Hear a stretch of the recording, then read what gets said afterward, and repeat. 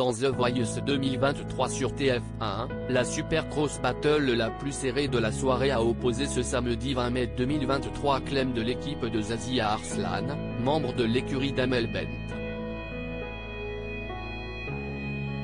Pour Télé Loisirs, la jeune femme revient sur sa défaite. Fin de parcours pour Clem. Ce samedi 20 mai, la jeune femme de 20 ans s'est inclinée aux portes de la demi-finale de The Voice 2023. Lors de l'étape des Supercross Battles, la protégée de Zazie a en effet été opposée à Arslan, un talent de l'équipe d'Amel Bent, qui l'a remporté de justesse avec 50,6% des voix. Même le supercoach Mika, présent le temps d'une soirée et dont le vote comptait pour 10% des voix du résultat final, avait exprimé sa faveur pour Clem.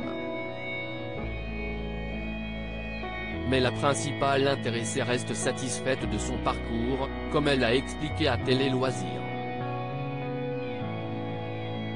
Clem éliminée de The Voice 2023, dans son équipe, Amel Bent a beaucoup de grandes voix, qui montent en puissance et ce n'est pas mon cas. Télé Loisirs, comment est Zazie en tant que coach? Clem, ce que j'ai aimé chez elle, c'est qu'elle trouve toujours les mots justes et qu'elle te pousse là où tu n'irais pas. C'est quelqu'un de très simple, elle te parle comme si elle te connaissait depuis toujours. Lors de ces Supercross Battles, vous avez affronté Arslan, de l'équipe d'Amel Bent. L'annonce de cette affiche vous a stressé. Pour quelle raison?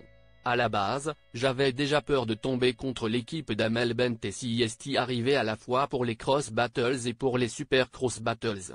Dans son équipe, Amel Bent a beaucoup de grandes voix, qui montent en puissance et ce n'est pas mon cas. Moi, je joue davantage sur l'émotion. Donc ça me faisait peur. Et j'étais contente et dépitée de tomber contre Arslan car il a à la fois la voix et la sensibilité. Mais ça m'a boosté pour me donner encore plus. Pourquoi avoir choisi d'interpréter tous les cris les SOS de Daniel Balavoine? J'ai toujours dit à mes parents que le jour où je serais prête, je chanterais ce morceau, ce qui me semblait impossible. C'était un challenge pour moi. Clem revient sur sa Supercross Battle très serrée face à Arslan dans The Voice 2023, je croyais beaucoup en ma victoire. Avez-vous été satisfaite de votre prestation? Oui. Je trouve que j'ai bien géré la pression. J'étais contente de moi même si j'aurais pu faire mieux. Mika a déclaré qu'Arslan avait mieux chanté que vous mais que vous l'aviez plus touché. Quelle a été votre réaction? Je suis consciente que j'ai moins bien chanté qu'Arslan car il me manque un peu de technique. Mais le fait que Mika me choisisse, ça m'a choqué. Je ne m'y attendais pas du tout. Surtout que je regarde souvent The Voice et que Mika va tout le temps sur des voix qui montent. Donc je pensais vraiment qu'il allait choisir Arslan car il est incroyable.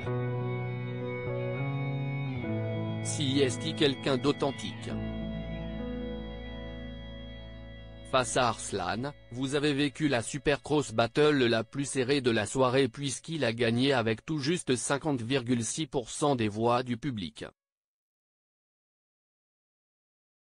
Est-ce que cela ne rend pas la défaite plus amère? C'était un peu frustrant. Ça m'a fait quelque chose car je croyais beaucoup en ma victoire. Mais avec le recul, je suis contente. Je n'aille pas démériter face à Arslan. Pour moi, l'aventure continue. Vous avez donc décidé de faire de la chanson votre métier? Oui. Grâce à The Voice, je ne suis maintenant certaine. je n'ai plus aucun doute. À lire aussi Vianney, après The Voice, le chanteur va participer à une autre célèbre émission.